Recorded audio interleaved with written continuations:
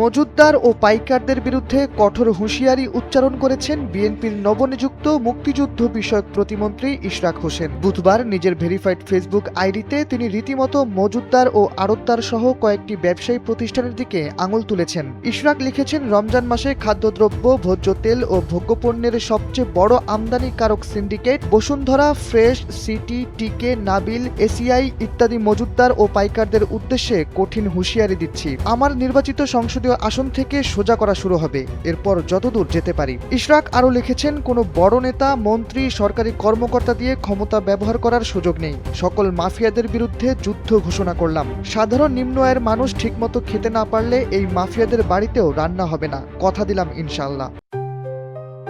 JBS holdings limited.